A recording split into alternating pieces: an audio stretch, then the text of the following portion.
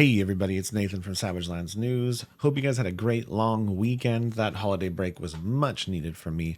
But I'm here with some community content.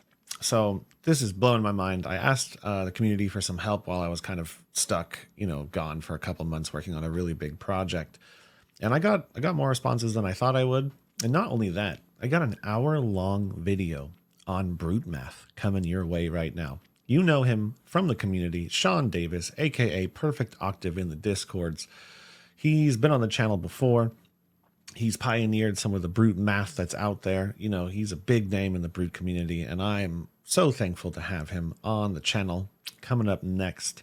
So yeah, thank you so much, Sean. I got Sean a little special present that I'm going to show up on the screen here. He is the math ape, and we all know it. So yeah, take it away, Sean. Thank you so much. Hey everybody, Sean from the Brute Math Part 2 video way back when. Filling in for our favorite anchor ape Nathan and savagelandsnews here. And I wanted to do a video on scabskin leathers. In the Brute Math video, we talked a lot about this spreadsheet here that I made. It's got a lot of ways to value common brute things that are hard to value. Such as like putting a number on, how effective a pulping into club is based on the number of sixes in deck. But we are mainly looking at the scabskins lines here. So I wanted to show how I use a tool like this in my practice. If you have, the values on here, you can pretty much, play your lines and see, all right, if I'm rolling scabskins here, for my, I have my 6 attack and a club, what's that worth? Well, according to this, if my math is correct, which I believe it is, feel free to check me, it's valued at 7. So the easy way to use this is to say, well, I'm not going to take more than 7 damage to play out my line, because you have to get lucky to get to break even on that deal if you take more than 7. So that's kind of the litmus test we'll use. We have a lot of the common roll lines here that I would roll in this deck. We're going to be using an aggro club deck. We have our Savage Feast lines. These are 3 ways to value Scab's Savage Feast if you roll a 2 to 3 and you're swinging a 6, a Bare Fangs, or an 8. And then, we have our columns for the gloves. So this is the offensive value of crushers based on the roll. So if we are valuing the totality of crushers, we would factor in what we're blocking. It could be as simple as 1 vanilla damage, or it could be, helping to block an on-hit, keeping a card in hand for you. And then that alters the value. So we have some Blood Rush lines here. Which at the base level, they're really hard to value on paper. There's so many variables. You draw 2 cards. You could be discarding something like a Beast Within, which throws all the math out the window. But at the base level, we're probably looking to get 2 attacks in on Blood Rush Bellow, an attack action card and the Romping Club. So, if we're throwing a 6 attack in a club, we can see that's worth about 10 to roll. 11 to 12 if we have gloves. Now the whole strategy of the deck is that we don't have to roll scabs when Blood Rush Bellow comes along, but sometimes you just get hands like that. So we can see, what we want to do with that. So this is the deck. I'm not going to do like a deck tech on it or anything. I talk about it in the Discord all the time. I have some notes here too if you're interested. But it's a good deck to show because we get a lot of lines where we have the option to roll. So hopefully it'll give us some decision points in our games. Let's do a quick draw 4 to see how we would do it. Hey, there's Blood Rush Bellow right there. So here, we pretty much, let's say this was a, opening hand, or maybe we have tempo and we draw 4 and we are under no pressure. If we roll here, we're probably off a 4-card hand and not a blue. It's pretty safe to say we might be able to do an attack into club, especially if one of these is Savage Feast. Can look, Blood Rush Bellow 6 attack into club, about 11, if we were to just average it out. If we have our gloves up, it averages up to 11. Now, we also have another 50-50 here. if we play the Blood Rush Bellow, pitching the yellow, we have a 50-50 chance to not even need to roll. But then the question is, off a 4-card hand and not pitching a blue, can you play Breakneck Battery and still afford club? Depends if you have Tunic or not. You have a 50-50 of really getting a good high roll with the Savage Feast, layered on top of the Scab Skin. So these are the kind of decisions we're going to run into playing this deck every turn, and it's the reason why I freaking love this deck.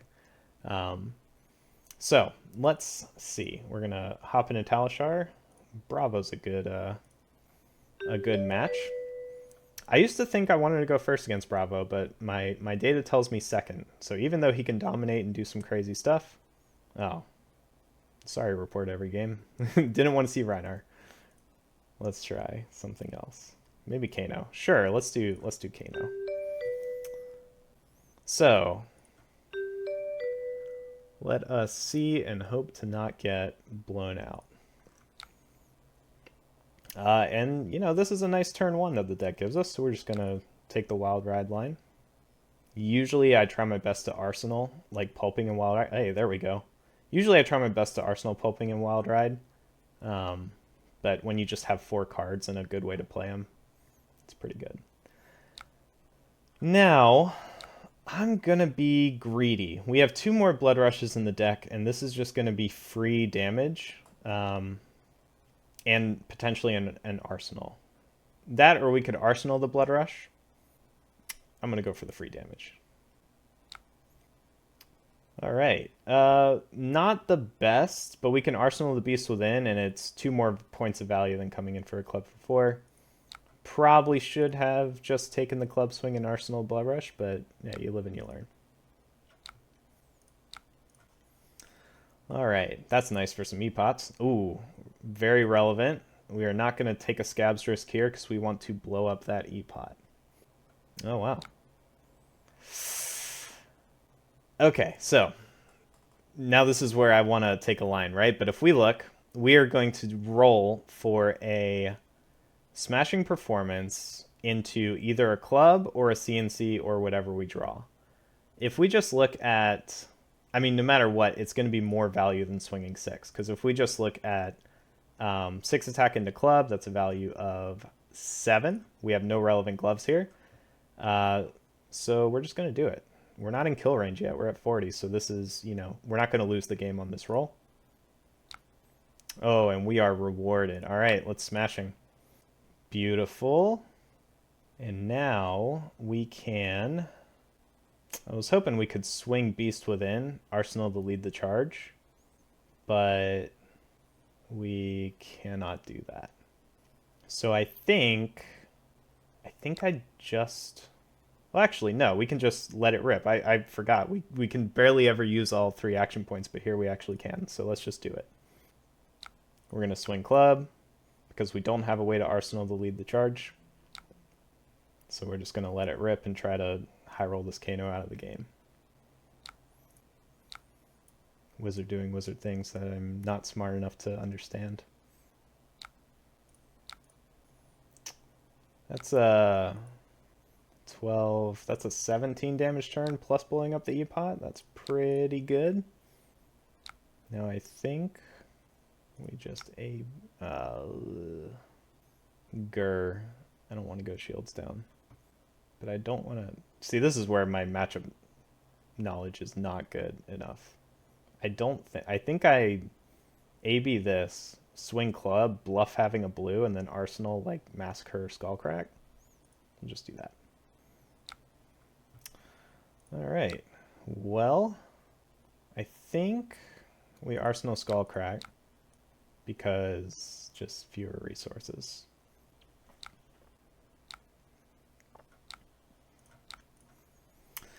All right. This isn't too bad of a hand. I think we don't roll Scabs here because all we're doing is I should have a 6 attack into 6 attack here value somewhere. In fact, I'll probably add that. We'll go through adding that. But it'll be like, I don't know, 8-ish, maybe 9, probably 8. So we will... We'll just lead the charge. Lead with a smash in. I don't want to lead with smash instinct. All right, we'll lead the charge. Let's do that. Not give away that we have a blue. Then Arsenal Smash Instinct probably, or Sand Sketch Plan. Yeah, we Arsenal Sand Sketch Plan in case we draw Blow or Spello. That way we have the action point. Or we use it to AB here. What are you doing, strange wizard man?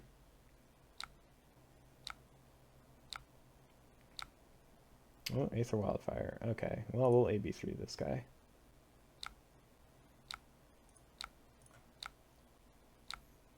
I think this is just a YOLO.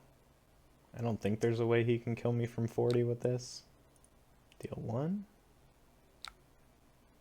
I think I'm just going to Tunic just in case, because I think this pumps it by 1. Yeah, damage 3. Sure, we'll AB3 the Aether Flare too. Because that, yeah, that's the one that deals plus X, right? Alright, not bad. Yep. Not bad at all. I suppose there's an argument to just swinging rather than rolling. Ah, here we go. All right, so I think what we do, we just lay the pressure on. He doesn't have Storm Striders anymore, so I don't think there's a reason to roll Scabs to close it out. I'm just going to swing Bare Fangs and Arsenal something good, and then use the rest for AB if I need to. Arsenal Savage Feast. Savage Feast is fine because it's a good follow-up after a Pulping or Wild Ride after a blue. It's always nice. Although I did lose to the most recent Kano in a Pro Quest because I laid off the gas. But yeah, he doesn't have Storm Striders. I think we're I think we're okay.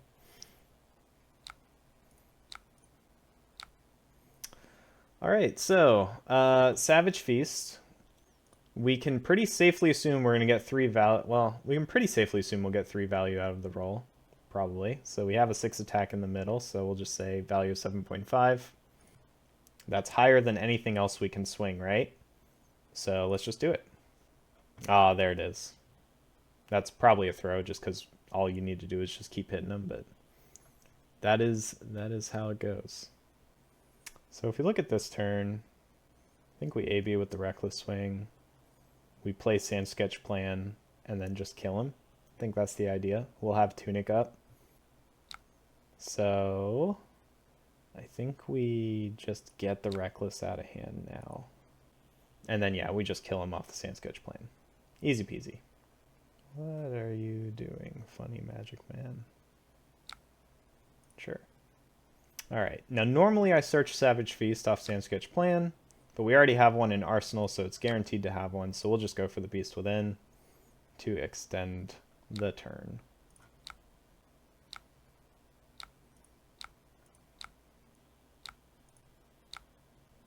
Oh, man. Now, is there a way to be cheeky and pull a win out here right now?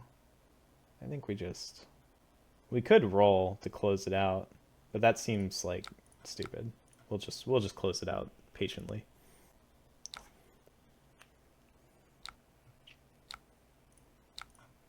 So many Reckless Swings. Didn't I pitch these?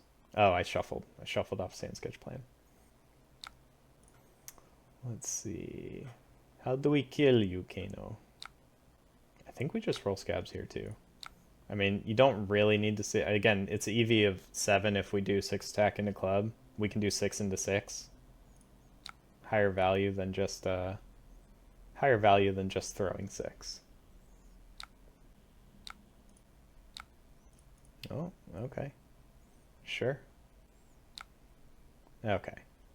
Nothing big. There's no... I think we just go for the Intimidate, maybe? We don't need the other Reckless Swing, but it's bad to go Shields down. We'll just swing Skullcrack. The main reason I wanted to make this video is to, I think, show some common things with Scab Skins. Like, there's a lot of times where people stop rolling after a 1. We talk about it a bit in the Brute Math video, but, like, if you stop rolling after you roll a 1, you kind of...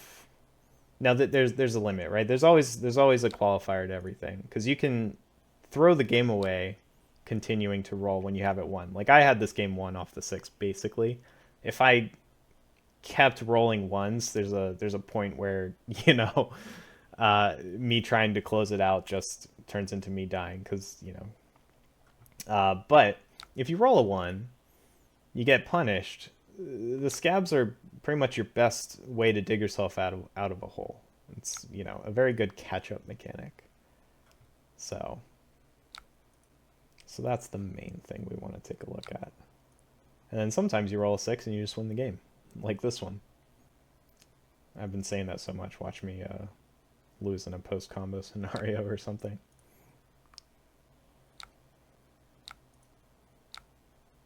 I should add... after this game, I'll show how to add... So there were a few situations where swinging 6 into 6 was relevant. So we'll add that to the spreadsheet here so that we have it as a reference. You can napkin math it without the gloves pretty easy too, because it's 1/2 the value of 2 action points plus 1/3 the value of 1 action point.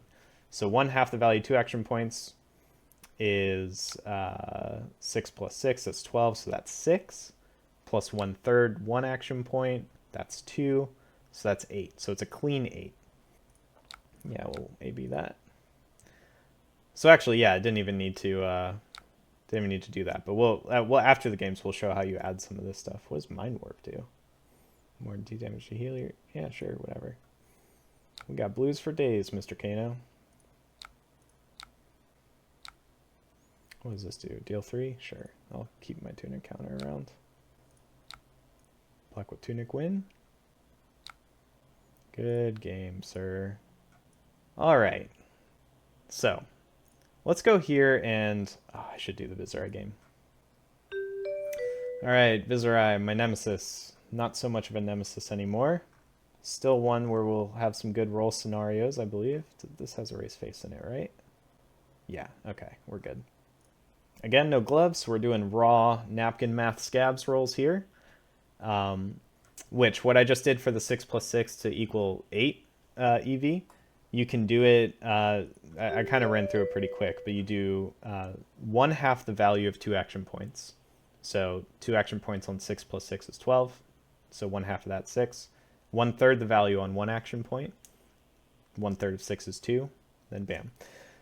So we have a Blood Rush opening hand here. I think we're going to block this and this. Maybe this first. The problem is if we draw a red, so I think we block this then this. We try to keep the swing big, the Blood Rush, but we shall see. Oh, wow. What does this even mean? All right. Let me beat the Skull Crack. So, this is either going to be 11 or 11, you know, close to 11 or close to 12. And there we go. So let's just go ahead and roll it. It's Viserai. He can blow us out even though he doesn't have Thorn anymore. It's the beginning of the game. A 1 isn't going to kill us, and a hit gets us way ahead. All right.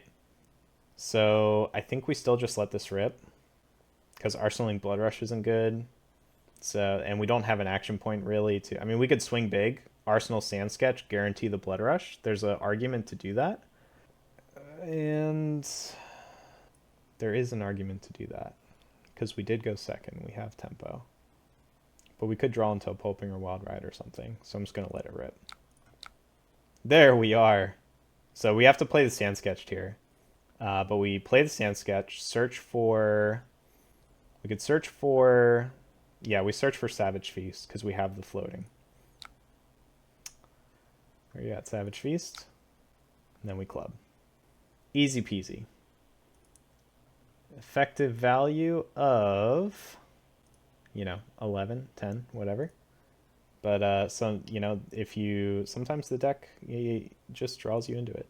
That's the whole point of the deck, having all the Go Again cards so that you can, you know, make it work. Swing club, no arsenal, but that's okay because we open up with a clean 15 damage off 4 cards, which is pretty good. I think if I get Beast within that line, I discarded Swing Big, so I was left with Wild Ride. I would have been left with Wild Ride, Beast Within, and Wild Ride, Beast Within. Oh yeah, that would have been it.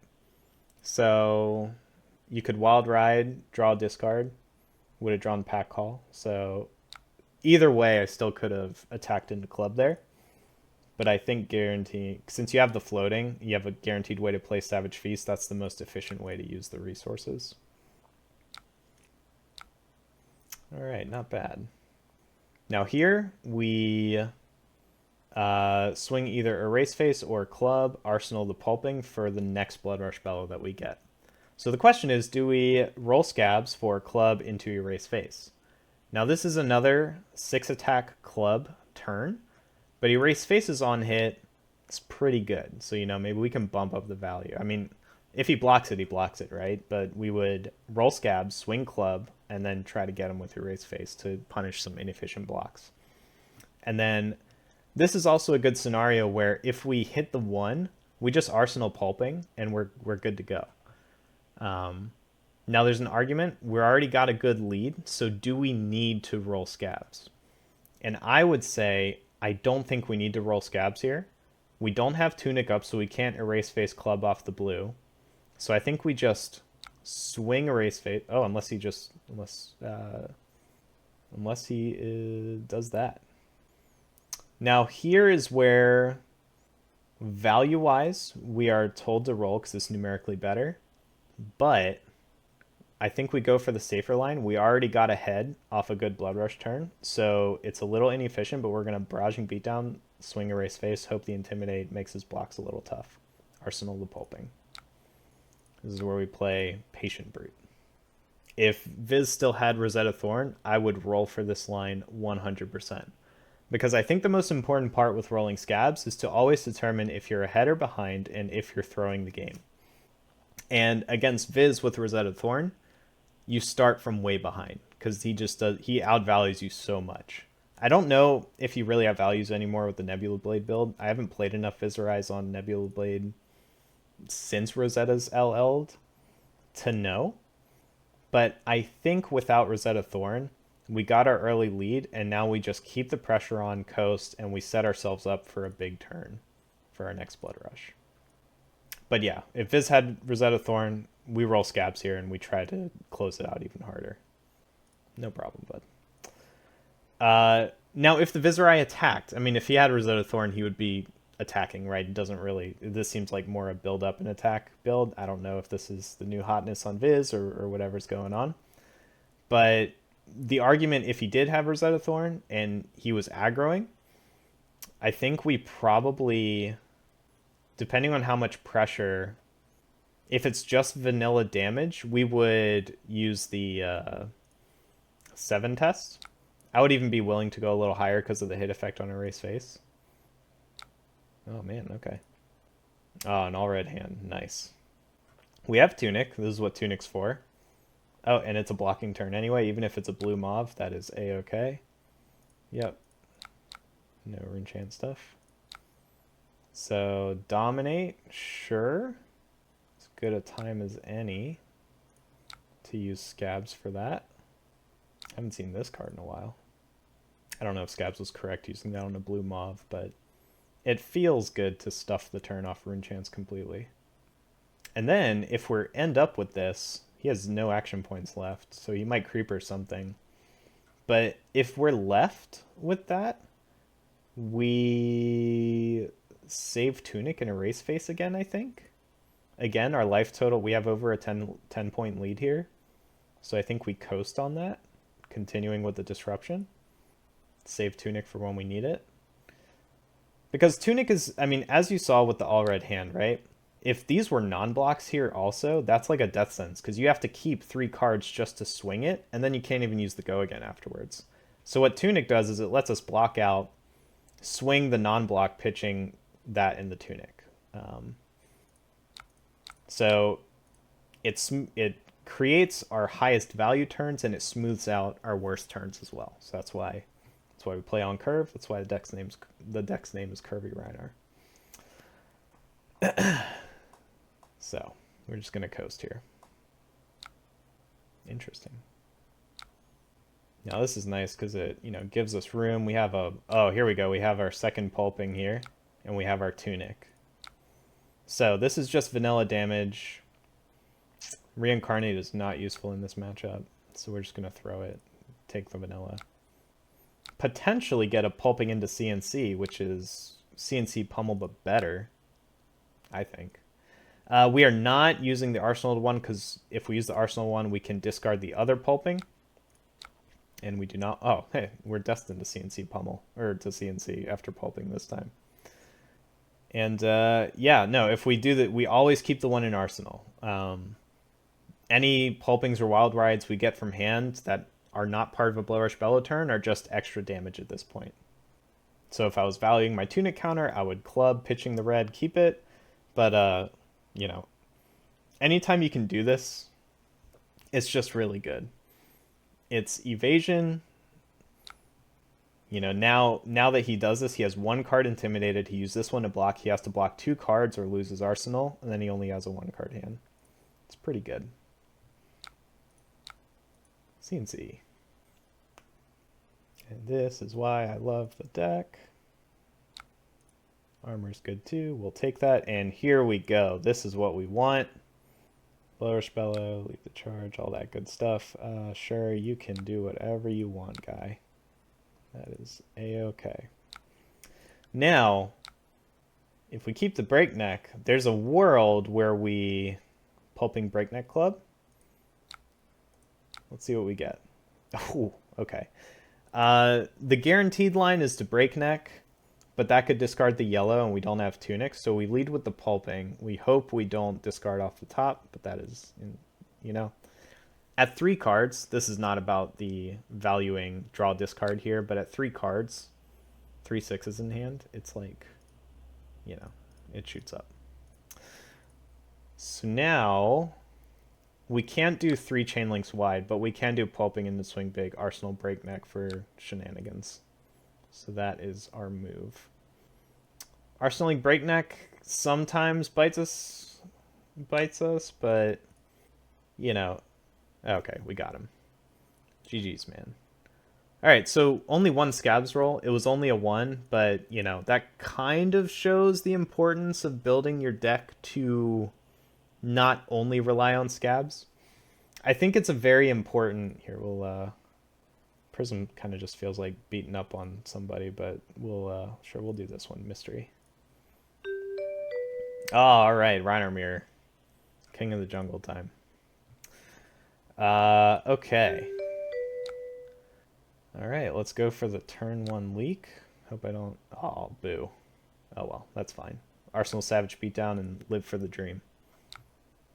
Ooh, all right. Blood Rush right away. At least it's a pitch card. Ooh, okay. Yeah, you can keep it. Sometimes I like to grief brutes on offensive gamblers, but ooh, this is really bad.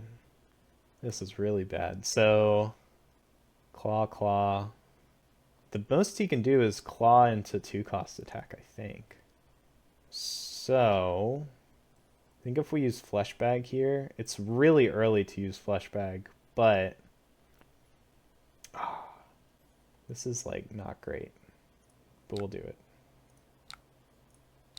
Sure. And then we'll just swing Smash Instinct on our turn. Yep. All right, all right. This is challenge mode, right? We are gonna have to get back into this game. I mean, we're not dead yet. It's just that was a good turn to start off with. We just got to play disciplined. All right, pitch card. That's fine. We'll block the damage that we can. We'll save scabs for like CNC blocking or something. Probably. Sure. All right, so let's just see what Wild Ride gives us, because we can't cycle Savage Beatdown. We are truly living off the dream there. Okay. All right, not quite. 1 pitch short, so we're just going to swing club. So we are just going to try to outmath the other Rhinar. It's not great because we used Flesh Bag super early. That was probably a mistake. Oh, weird. Nice. Thanks, deck. Man. All right. Well, this is also this is the worst scenario possible. Well, let's block with one. I think we just do this. Hope to have a good Blood Rush turn. That is, yep. We'll have one Blood Rush left, which should be okay. Oh, there's his. Uh-oh. Or at least it took that one away.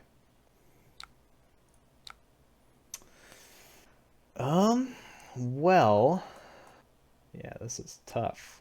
Maybe we, our graveyard is mostly sixes. I'm not going to need the reincarnate, that's for sure. Sure. We'll go for max block value.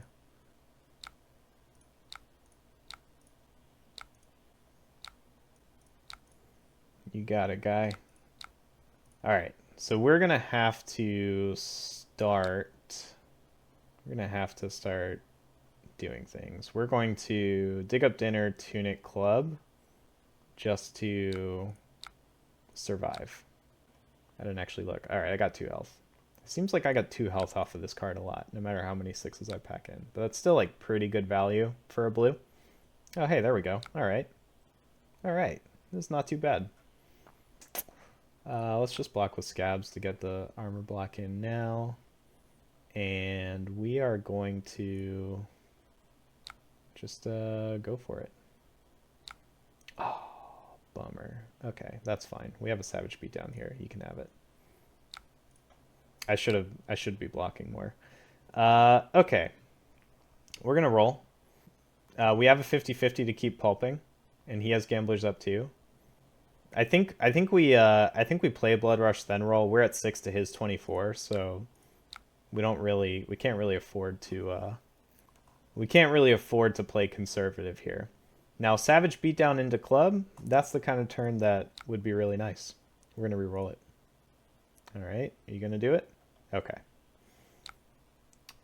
We will Arsenal that.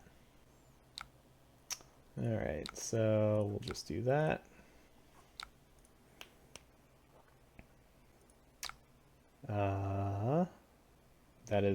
This is intimidated, this is banished normally. Sure. Yeah, because then we can just play Dig Up Dinner and get some health back. All right, good game. Good game, Mr. Rhinar. You are the alpha ape today. Wait, where's good game? I wish it was alphabetical. All right, let's try to find another. Katsu, here's a good one. Here's one where I would say we need to definitely roll smart here. Okay. Man. Starting off on Blood Rush hands. I think we let this Kodachi hit.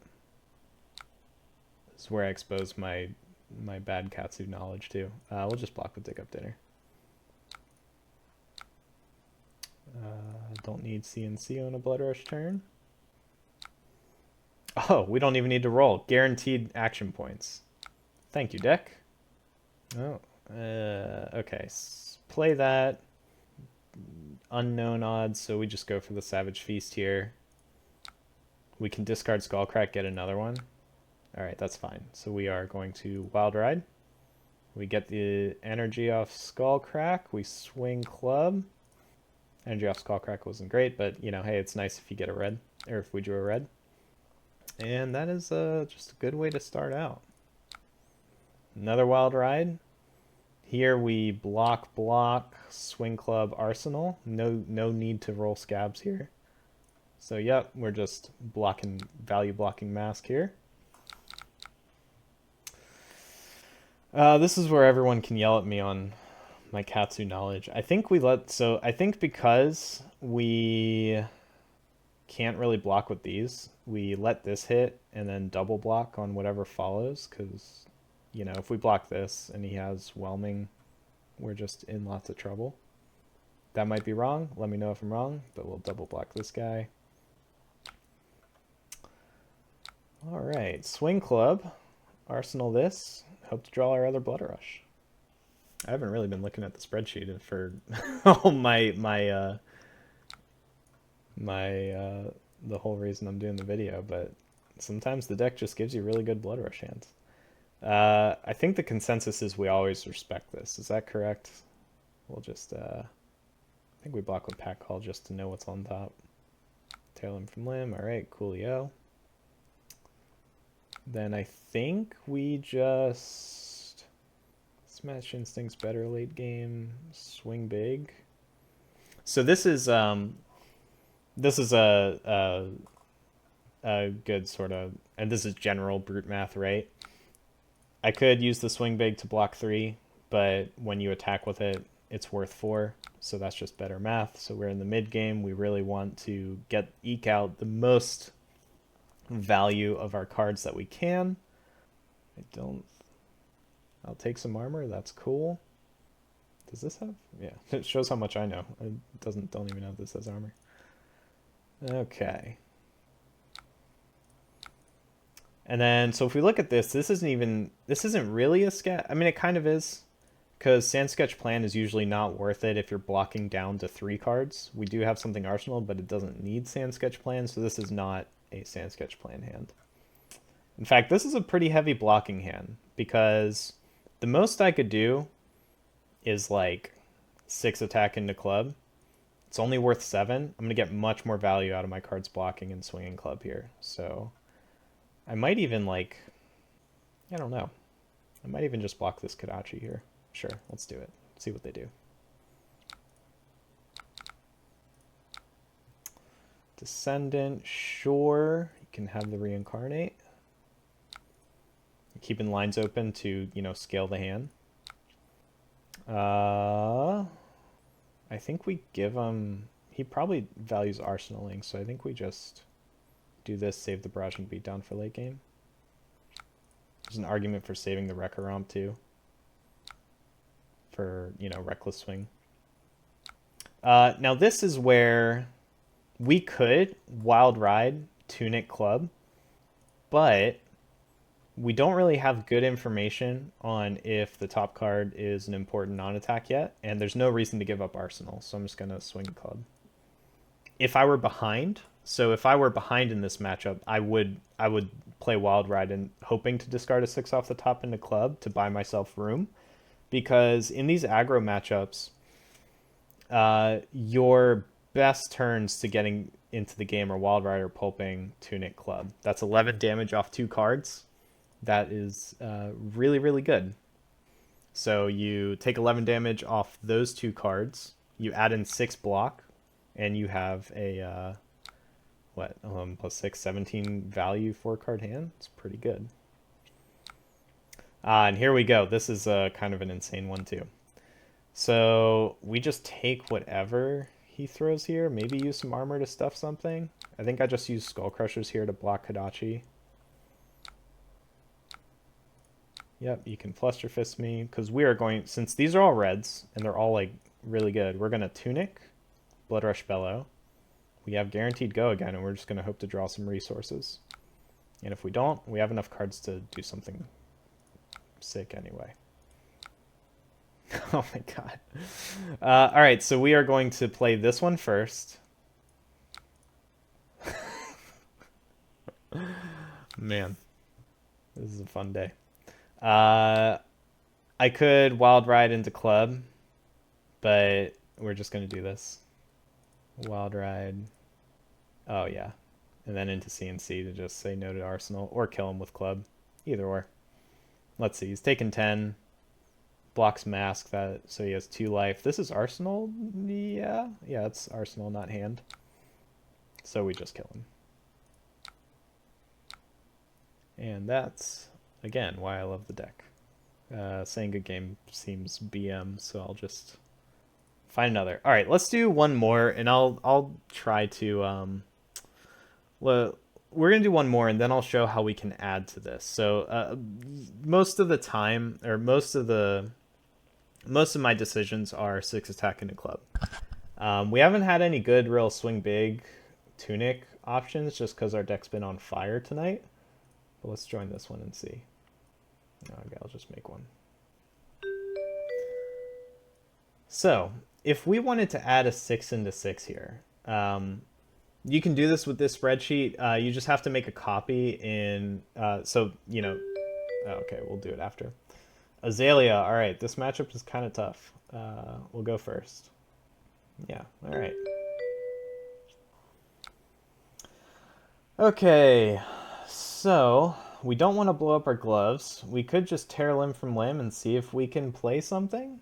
We could at least club for 5. Because none of those cards are really good arsenal targets. I don't like arsenaling tear limb from limb because you don't have... It only buffs attacks and you don't... Oh, hey, there we go. It works out. Pack call for 12. So yeah, we don't really want to arsenal any of these cards. I don't like arsenaling tear limb from limb because it doesn't guarantee you'll have an attack to play at the end of it. So you really want to arsenal the attack you want to swing with tear limb from limb. Here's a good Blood Rush potential roll turn. I don't mind rolling here because I have an open arsenal. I can just arsenal the Blood Rush. I usually like to arsenal attacks, but, you know, sometimes it's still the best card in the deck. And we have a Chain Ender in club, so we can at least Blood Rush club. You know, sometimes you tunic that. But not if we get red in the ledger. So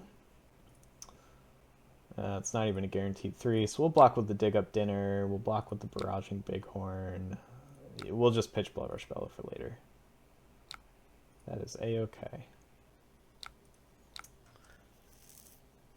I feel like Azalea. Again, I'm not an expert on Azalea either, but just in my games against her, I feel like this we're gonna block Arsenal. I feel like this is a Rain Razors. I don't know if it's... I feel like it's also good to use armor early because of Drill Shot, but she doesn't have the quiver that gives aim counters. But I also want to swing club and Arsenal Pulping, so, you know, if you have Rain Razors, just go for it. In fact, because she played Premeditated, I feel like that guarantees it's a Rain Razors.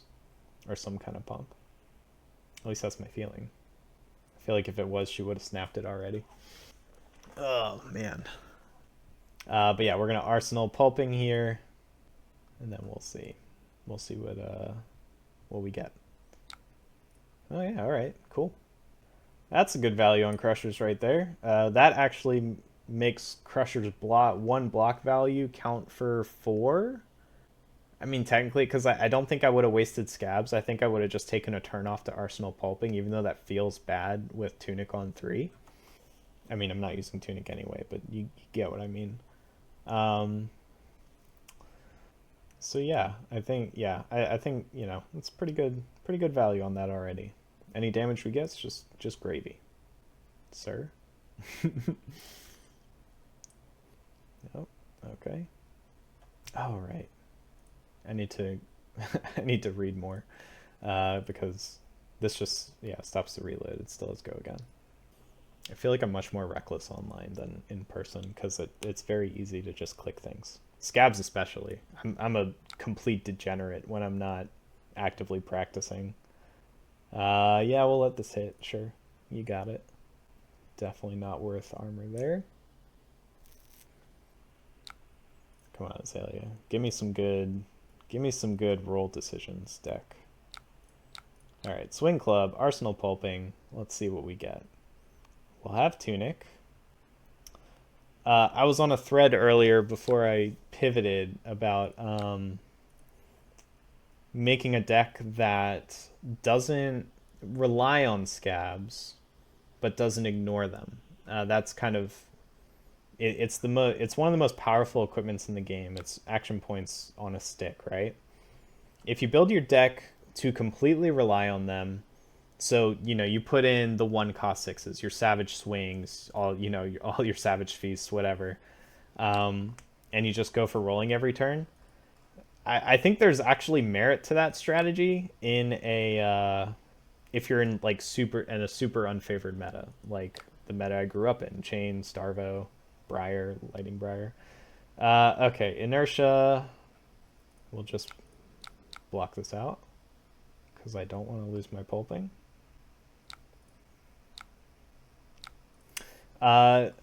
So if I were to go to a Living Legends tournament, I would build the most degenerate Berserk Scabs deck possible.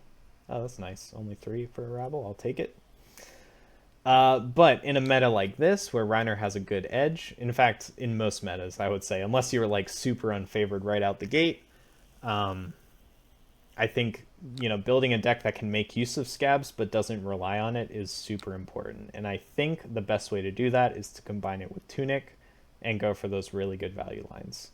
We don't care because we're not throwing an attack action card, and attacking with 4 is better than blocking for 3. That's our basic fab math telling us right there.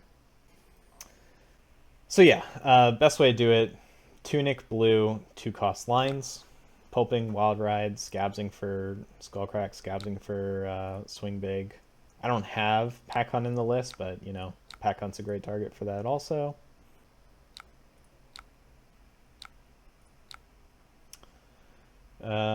It doesn't... So this is, like, pretty telegraphed. This is pretty telegraphed of a Rain Razors. So I think I double block this because Rain Razors only buffs by 2.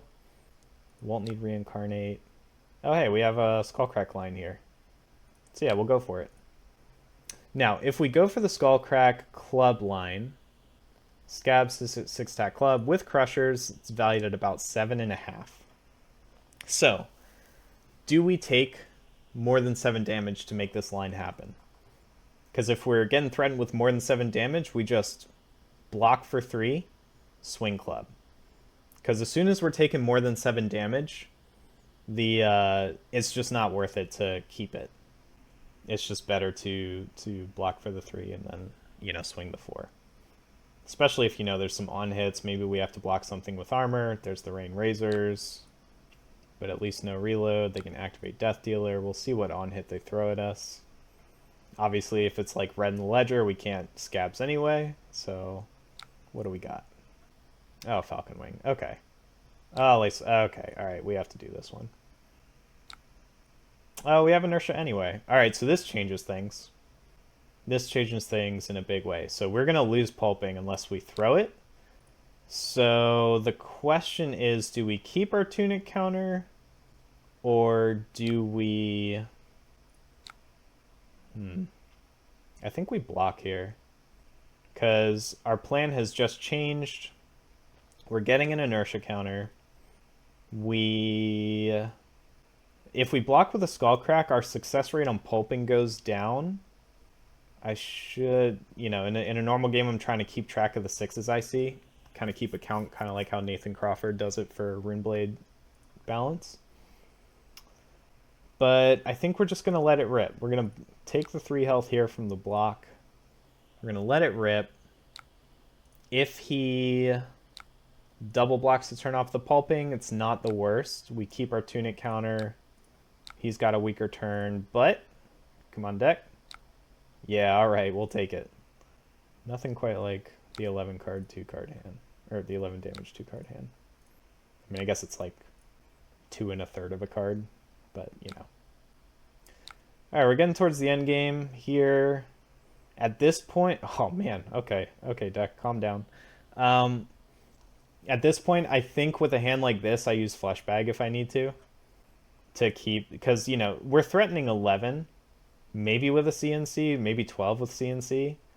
So the deck gave us 2 red non-blocks. This is what we save our armor for. We have a drill shot, so we probably want to block anyway. Oh, and we just want to throw our hand because, inertia.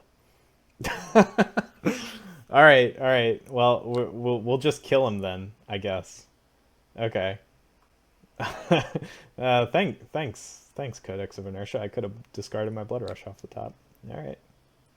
Oh, I have to discard Herpaderp. All right, we'll discard CNC. That way we have a guaranteed Wild Ride. So yeah, we Flesh Bag, let Blood Rush rip. There's not really an argument to rolling scabs before Wild Ride, but there is an argument to rolling scabs after. But especially since we have an inertia, so we can't use the Arsenal card anyway. So if we throw Blood Rush, Wild Ride, and we have a hand that can 6-attack into club, we go here, Scabs, Blood Rush, Bellow, 6-attack club. That's worth about almost 11 with our Crushers still up. factoring in the chances of a 5-6, you know. Since we can't arsenal anyway, this doesn't have an aim counter, right? Yeah. I think I keep scab. I mean, no, I think I block with scabs to get the most value. Because if you put the counter on, I lose 2 block. Yeah, sure. You can do it. Oh, what am I even doing? He didn't have an action point anyway. All right, I'm real showcasing my attention to detail here. I do promise I'm much more observant at a real table. Let's see what we get. Okay, all right, good game, Azalea. Okay, so that's, you know, how I do it. The easiest way is to just look at the number and you know, don't take more than that amount of damage to roll. Obviously, you have to always take the game state context. You know, does a 1 lose me the game here? If it does, you probably don't want to roll. But are you losing anyway? If you are, you probably want to roll. So you can't just look at the number and say, okay, as long as I'm not taking this damage, I roll, because you could be throwing away your advantage. So you always need to keep game state into mind. But when you're in the mid game, when you're in the beginning and mid game, especially if you're in an unfavored matchup like Ninja, you just got to go for it. You know, if you're not, you're kind of ignoring one of the most powerful tools. Now, this is for my deck. I still think it's worth rolling for claws. One of my favorite roll lines is Crushers, Tunic, Blue, Claw for 8. It's really good. So there are still really good roll lines in claws too. So, you know, whether you're doing claws, club, meat axe, there's like, you can use this to up your game in a way. So how do we actually add to this? The easiest way is to copy. So we're going to insert a row below. We're going to copy this line. And we'll change this into 6 attack, 6 attack. Pretty easy. Now let's look at the formula. So expected value. How do you find expected value? Clay has a great article on this, which I have linked in my deck list. I think it's in the show notes of the Brute Math video too. It's on the Wraith Times. It's a great article. That's, you know, and it basically explains this. Your effective value is the x1 is the number of sides of the dice. So 1 out of 6. And then you add up all the possibilities. So and so you add up all the possibilities. So basically you take you know, 1, 2, 3, 4, 5, 6. If you got a different number on each one, you would add, you know, 1/6 of 1 plus 1/6 of 2 plus 1/6 of 3 plus 1/6 of 4. Now, how you do it on a scabs roll is we typically discount the 6 because it's very rare we can use the 3 action points. You pretty much never factor it into if you decide to roll or not. So 4, 5, and 6 are all taking advantage of 2 action points. So you, on a 4, 5, and 6, on a 6 into a 6 attack, you're doing 12 damage. So 1/6 of 12 plus 1/6 of 12 plus 1/6 of 12 is 1/2 of 12. So the first part of the formula is 1/2 of 12, and then 1/6 of a 2 to 3. So on a 2 to 3, you're swinging 6. So 1/6 of 6 plus 1/6 of 6 is 2 out of 6, or 1/3 of 6, 2. So 6 plus 2 is 8. So that's how we do that math. If we go here, we change the formula to match. So our formula is 6 plus 4. In this case, it's a 6 now, because that's not a club. That's a 6 power attack. Times 1 out of 6 times 3. This here is our math on the roll of a 4, 5, and 6. And then we just have 6 times 1 out of 6. So this is our value of a 2 or 3 times 2, because it can happen on 2 outputs of the dice. We don't count the 1 because 1 is equal to 0, so we don't need to add it in. If we do that, hit enter, and boom, our napkin math was correct. It's a value of 8. Now, how do we do it for Crushers? So on Crushers, the the first part here is if we roll a 5 or 6. So if we roll a 5 or 6, let's just assume they're brute attacks for simplicity. I know a lot of examples are CNC or erase faces, but just, you know, at some point you have to abstract a little bit. So we're just going to assume it's 2 brute 6s. So if we roll a 5 or 6 and we swing both 6s, that's 7 and 7. So that's a value of 14. So we're doing 14 damage, 2 out of 6 outcomes. So we have our 5 and 6 covered. We're doing 12 damage 1 out of 6 times. If we roll a 4, we don't get the buff, but we do get the 2 action points. And then we are just swinging 6 2 out of 6 times, 2 or 3. And then we're not worried about the roll of the 1 because it's just 0. So if we do that, we get our value of 8.67. Now, gamblers. How do we calculate gamblers? So we have... Oops, don't mess up my formula. So we have 2 kind of ways to use gamblers. We can only re-roll the 1, or we can re-roll on a 2 or 3 to just really try to force the action points. So if we're only re-rolling the 1, we have... I have to even remember how I formatted some of these a little differently. This is the 1 re-roll, so we're going to ignore this for now.